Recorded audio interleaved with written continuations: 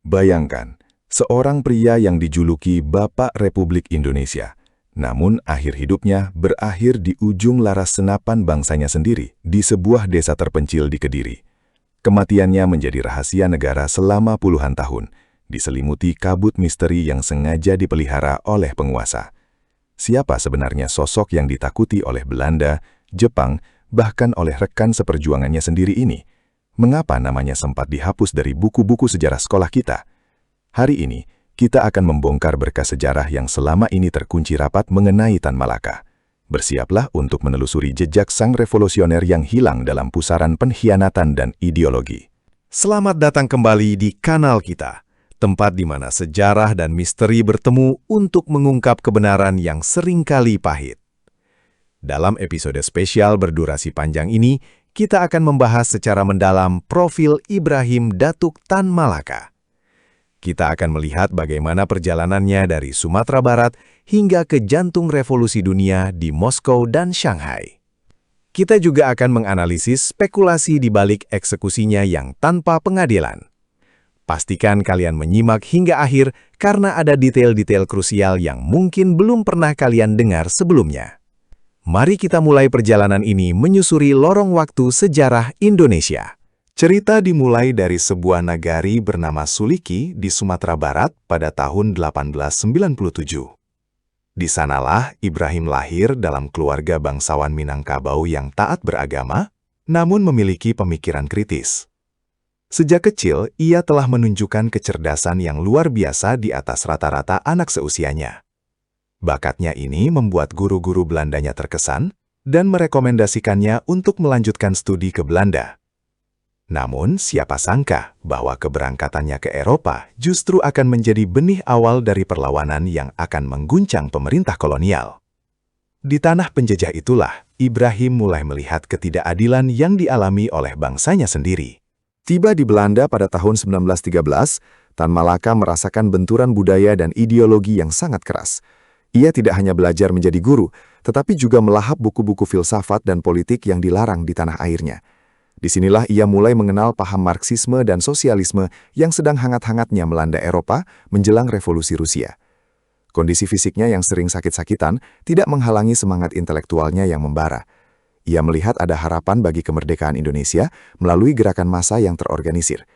Tan Malaka menyadari bahwa pendidikan adalah senjata, namun aksi nyata adalah kunci untuk meruntuhkan rantai penjajahan yang mengekang rakyatnya. Sekembalinya ke Hindia Belanda pada tahun 1919, Tan Malaka bekerja sebagai guru di sebuah perkebunan tembakau di Delhi, Sumatera Utara. Namun apa yang ia lihat di sana justru membuatnya mual dan marah besar. Ia menyaksikan bagaimana para kuli kontrak diperlakukan tidak lebih dari sekadar hewan ternak oleh para tuan tanah Belanda. Ketidakadilan ini mengkristalkan pemikiran politiknya untuk segera bertindak demi membela kaum yang tertindas. Ia tidak betah hanya menjadi guru yang mengajar abjad, ia ingin mengajar rakyat untuk bangkit. Pengalaman di Delhi inilah yang membentuk karakter revolusioner Tan Malaka yang tidak kenal kompromi terhadap segala bentuk penindasan. Tan Malaka kemudian pindah ke Semarang, yang saat itu menjadi pusat gerakan buruh dan politik radikal. Di sini, ia mendirikan sekolah Sarekat Islam yang sangat revolusioner, di mana kurikulumnya menggabungkan ajaran agama dengan kesadaran politik nasionalis. Namanya mulai dikenal luas dan pengaruhnya tumbuh dengan sangat cepat di kalangan massa rakyat. Pemerintah kolonial Belanda mulai merasa terancam dengan keberadaan pemuda yang sangat vokal ini. Mereka melihat Tan Malaka bukan sekedar guru biasa, melainkan ancaman nyata bagi stabilitas kekuasaan mereka. Tekanan dari Polisi Rahasia Belanda atau PID mulai membayangi setiap langkah kaki Tan Malaka dimanapun ia berada. Puncaknya terjadi pada tahun 1922 ketika Tan Malaka ditangkap dan akhirnya dibuang ke luar negeri oleh pemerintah kolonial. Ini adalah awal dari masa pengembaraannya yang luar biasa selama lebih dari 20 tahun di luar negeri. Namun, pengasingan ini bukannya melemahkan semangatnya, malah justru memperluas jaringan revolusionernya secara global. Dari Belanda, ia menuju Moskow untuk menghadiri Kongres Komintern, di mana ia berbicara dengan berani di depan tokoh-tokoh komunis dunia. Ia adalah orang pertama yang mengusulkan agar gerakan komunis internasional mendukung gerakan kemerdekaan nasionalis di Asia, sebuah ide yang sangat maju pada masanya. Di Moskow, Tan Malaka tidak hanya menjadi peserta, tetapi juga diangkat menjadi agen Komintern untuk wilayah Asia Tenggara. Tugas ini mengharuskannya untuk bergerak secara rahasia dari satu negara ke negara lain, seringkali dengan identitas palsu. Ia harus lihai menghindari kejaran agen-agen intelijen dari berbagai negara kolonial yang ingin menangkapnya. Kehidupannya berubah menjadi seperti sebuah film mata-mata, penuh dengan penyamaran dan pelarian di tengah malam. Meskipun Jawa Menteri Tanah Air, pikirannya tidak pernah lepas dari strategi untuk memerdekakan Indonesia. Ia menulis brosur-brosur propaganda yang diselundupkan kembali ke Nusantara untuk membakar semangat para pejuang di dalam negeri. Ketegangan muncul saat terjadi perpecahan ideologi dalam tubuh Partai Komunis Indonesia atau PKI mengenai rencana pemberontakan tahun 1926. Tan Malaka, yang saat itu berada di Manila, sangat menentang rencana tersebut karena ia menganggap situasinya belum matang dan akan berujung pada kegagalan total. Ia menulis selebaran berjudul Masa Akti untuk memperingatkan rekan-rekannya, namun suaranya diabaikan oleh para pemimpin PKI di Indonesia. Prediksinya terbukti benar, pemberontakan itu gagal total, dan ribuan aktivis ditangkap atau dibuang ke Digul. Kejadian ini membuat hubungan Tan Malaka dengan faksi komunis garis keras menjadi retak, dan ia mulai berjalan di jalurnya sendiri. Selama bertahun-tahun kemudian, Tan Malaka hidup sebagai pengembara yang kesepian di Filipina, Tiongkok, dan Singapura. Ia pernah hidup dalam kemiskinan yang ekstrim, menderita kelaparan, hingga menderita penyakit paru-paru yang parah. Namun, di tengah penderitaan fisik tersebut, kekuatan pikirannya justru mencapai puncaknya. Ia menggunakan waktu-waktu persembunyiannya untuk menulis karya-karya monumental yang akan menjadi landasan intelektual bangsa Indonesia. Tan Malaka adalah sosok yang sangat mandiri. Ia tidak mau bergantung pada dana dari luar dan memilih bekerja serabutan untuk bertahan hidup. Inilah dedikasi total seorang pejuang yang telah mewakafkan seluruh hidupnya untuk sebuah cita-cita merdeka. Kehebatan Tan Malaka dalam menyamar sangatlah legendaris. Ia bisa berubah menjadi pedagang, tukang jahit, hingga pekerja kasar dalam sekejap. Di Filipina, ia dikenal dengan nama Ilyas Fuentes dan berhasil masuk ke lingkaran intelektual setempat sebelum akhirnya terendus oleh kepolisian. Kemampuannya menguasai banyak bahasa asing membantunya untuk berbaur dengan sangat alami dimanapun ia berada. Ia bagaikan hantu yang selalu satu langkah lebih maju dari para pengejarnya. Meskipun polisi dari 3 negara berbeda mencari keberadaannya, Tan Malaka selalu berhasil meloloskan diri melalui cara-cara yang cerdik dan tidak terduga. Keberaniannya ini menjadikannya simbol perlawanan bawah tanah yang paling ditakuti di Asia. Salah satu karya terbesarnya yang ditulis dalam pelarian adalah Madilog, atau Materialisme, Dialektika, dan Logika. Buku ini merupakan upaya Tan Malaka untuk mengajak bangsa Indonesia keluar dari cara berpikir mistis dan klinik menuju cara berpikir yang ilmiah dan logis. Ia percaya bahwa tanpa perubahan pola pikir, kemerdekaan politik saja tidak akan cukup untuk memajukan bangsa. Madilog menjadi kitab suci bagi para pemuda revolusioner pada masa itu dan tetap relevan hingga hari ini.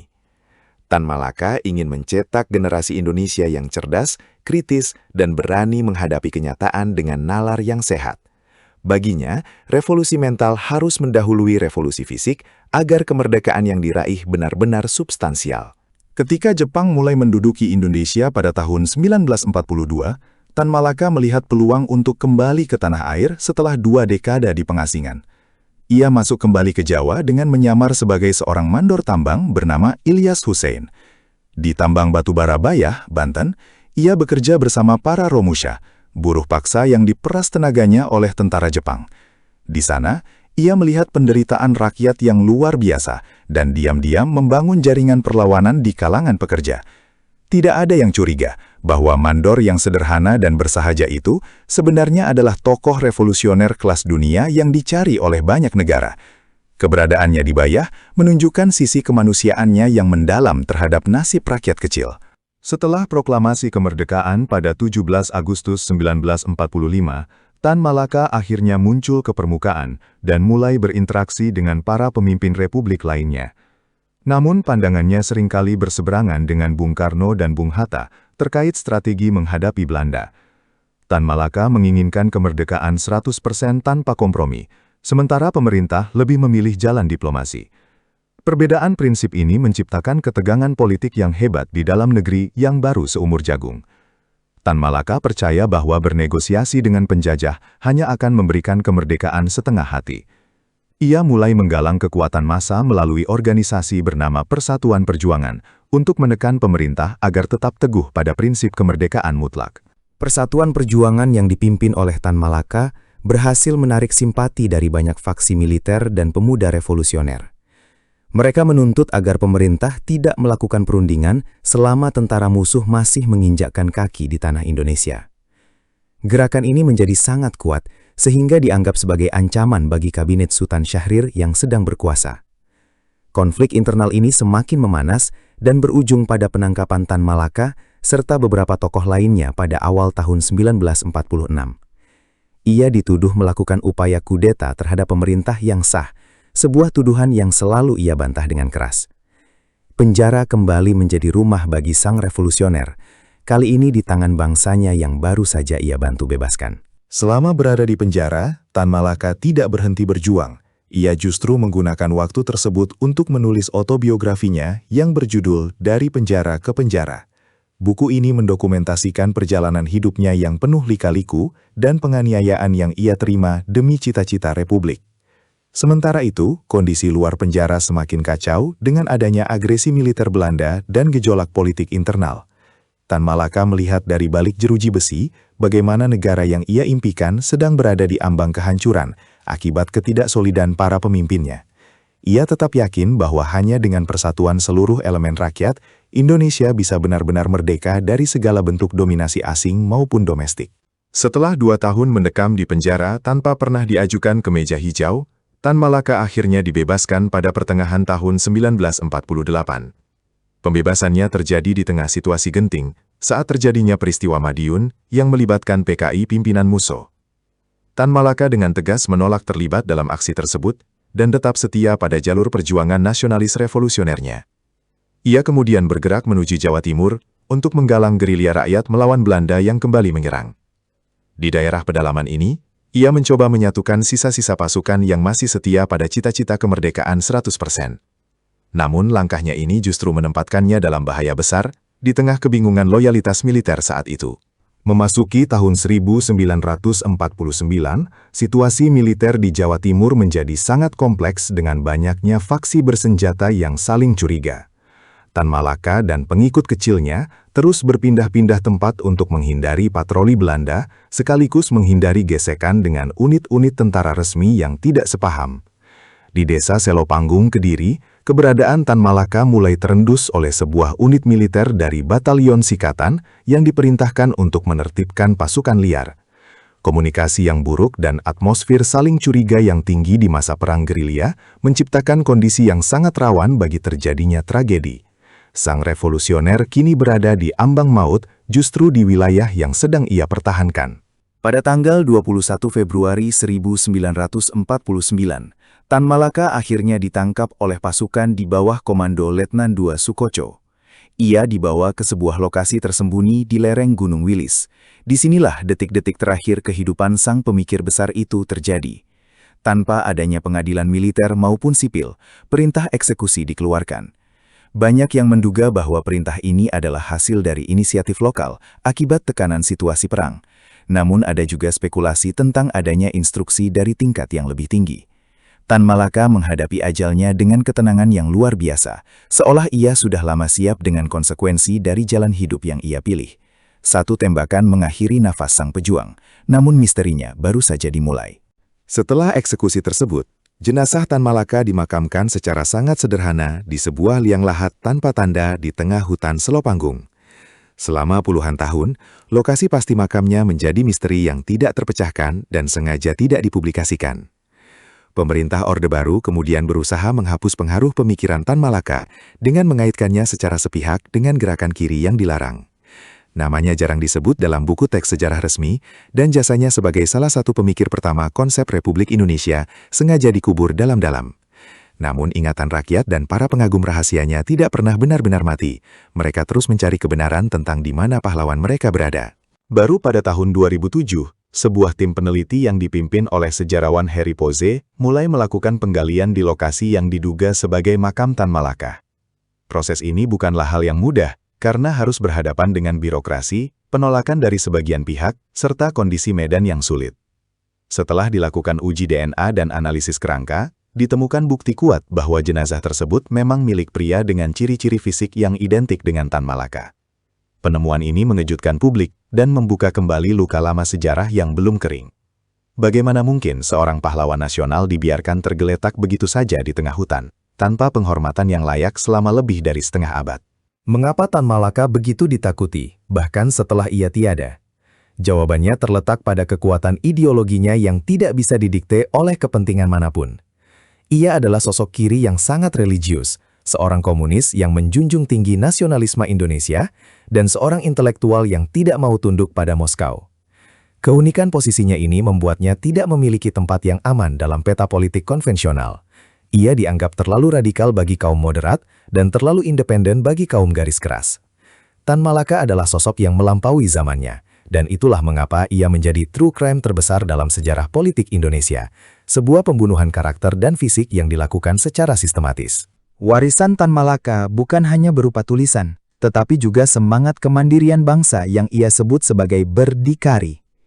Ia bermimpi melihat Indonesia yang tidak menjadi kacung negara manapun, baik Barat maupun Timur. Meskipun ia mati tragis, pemikirannya kini mulai bangkit kembali di kalangan generasi muda yang haus akan sejarah jujur. Banyak diskusi dan komunitas buku yang kini mulai mengkaji ulang Madilog dan karya-karyanya yang lain. Tan Malaka kini mulai mendapatkan tempatnya kembali sebagai salah satu founding fathers yang paling berpengaruh. Ia membuktikan bahwa tubuh bisa dibinasakan, namun ide yang benar akan selalu menemukan jalan untuk tetap hidup melintasi zaman. Namun kontroversi seputar eksekusinya tetap menyisakan pertanyaan besar yang belum sepenuhnya terjawab. Siapa sebenarnya yang memberikan perintah terakhir untuk menarik pelatuk itu? Apakah itu murni kecelakaan sejarah di tengah hiruk-pikuk perang, ataukah sebuah konspirasi matang untuk menyingkirkan rival politik yang paling berbahaya? Beberapa dokumen militer masih bersifat rahasia, dan saksi-saksi kunci telah lama tutup usia, membawa rahasia mereka ke liang lahat. Misteri ini menjadikan kisah Tan Malaka sebagai salah satu bab paling kelam, namun paling menarik untuk terus digali dalam narasi sejarah kita. Kita diingatkan bahwa sejarah seringkali ditulis oleh pemenang, namun kebenaran memiliki caranya sendiri untuk muncul ke permukaan. Salah satu kutipannya yang paling terkenal adalah, "Suaraku akan lebih keras dari dalam kubur daripada dari atas bumi." Dan nampaknya, ramalan itu menjadi kenyataan. Hari ini, nama Tan Malaka bergaung lebih kencang daripada saat ia hidup dalam persembunyian. Ia menjadi inspirasi bagi siapapun yang merasa tertindas dan ingin memperjuangkan keadilan dengan nalar yang jernih. Kita belajar darinya tentang keteguhan prinsip, keberanian menghadapi ketidakpastian, dan pentingnya literasi bagi kemajuan sebuah bangsa. Tan Malaka mengajarkan kita bahwa menjadi seorang revolusioner bukan hanya soal mengangkat senjata, tetapi soal bagaimana kita memerdekakan pikiran kita dari belenggu kebodohan. Melihat kembali perjalanan hidupnya yang penuh penderitaan, kita mungkin bertanya, apakah semua itu sepadan?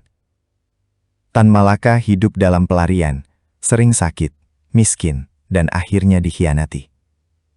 Namun jika kita melihat dampaknya terhadap fondasi negara ini, jawabannya adalah ya. Tanpa gagasan-gagasannya, konsep tentang Republik Indonesia mungkin tidak akan terbentuk seperti yang kita kenal sekarang. Ia memberikan ruh intelektual pada perjuangan fisik rekan-rekannya. Meskipun hidupnya berakhir tragis layaknya sebuah kisah kriminal yang memilukan, esensi dari perjuangannya tetap abadi. Tan Malaka adalah pengingat bahwa pahlawan sejati seringkali tidak mendapatkan tepuk tangan saat mereka masih bernapas. Dalam konteks sejarah dunia, Tan Malaka sering disejajarkan dengan tokoh-tokoh besar seperti Che Guevara atau Ho Chi Minh. Namun bagi rakyat Indonesia, ia memiliki tempat yang sangat unik dan tak tergantikan. Ia adalah jembatan antara tradisi Timur yang religius dengan pemikiran Barat yang modern dan sekuler. Kemampuannya untuk meramu berbagai pengaruh tersebut menjadi sebuah ideologi asli Indonesia adalah kejeniusan yang jarang dimiliki orang lain. Episode sejarah ini mengajak kita untuk lebih kritis dalam membaca narasi masa lalu. Jangan telan mentah-mentah apa yang disajikan, tapi galilah lebih dalam, seperti yang dilakukan para peneliti terhadap misteri kematian sang revolusioner ini. Kini, setelah puluhan tahun berlalu, kita harus memastikan bahwa sejarah tidak terulang kembali. Pengkhianatan terhadap pemikir-pemikir kritis bangsa tidak boleh lagi terjadi di era demokrasi ini. Menghargai Tan Malaka berarti menghargai perbedaan pendapat dan keberanian untuk bersuara demi kebenaran meskipun suara itu tidak populer. Mari kita jadikan kisah tragis ini sebagai pelajaran berharga tentang betapa mahalnya harga sebuah integritas. Setiap kali kita membaca tentang Tan Malaka, kita sebenarnya sedang berkaca pada diri kita sendiri sebagai sebuah bangsa. Apakah kita sudah cukup dewasa untuk menerima kebenaran sejarah kita yang paling gelap sekalipun? Sebagai penutup, kisah Tan Malaka adalah sebuah pengingat bahwa perjuangan belum selesai. Misteri kematiannya mungkin sudah terungkap sebagian, namun perjuangan untuk mewujudkan cita-citanya tentang Indonesia yang merdeka 100% masih menjadi tugas kita semua. Jangan biarkan pengorbanannya menjadi sia-sia karena kita melupakan sejarah kita sendiri. Teruslah membaca, teruslah berdiskusi, dan teruslah bersikap kritis. Karena, seperti kata Tan Malaka, kemerdekaan itu harus diraih, bukan diberikan sebagai hadiah. Terima kasih telah mengikuti penelusuran panjang ini hingga selesai. Semoga kisah ini memberikan perspektif baru bagi kalian semua. Terima kasih banyak telah menonton video ini sampai habis. Jika kalian merasa kisah Tan Malaka ini penting untuk diketahui lebih banyak orang, bagikan video ini ke teman-teman kalian. Jangan lupa klik tombol like, subscribe, dan nyalakan lonceng notifikasi agar kalian tidak ketinggalan pembahasan seru dan mendalam lainnya tentang sejarah dan misteri di tanah air kita. Sampaikan pendapat kalian di kolom komentar, apa hal yang paling membuat kalian terkesan dari sosok Tan Malaka. Sampai jumpa di video berikutnya, dan ingat, jangan pernah sekali-kali melupakan sejarah. Jangan lupa like dan subscribe untuk update seru lainnya.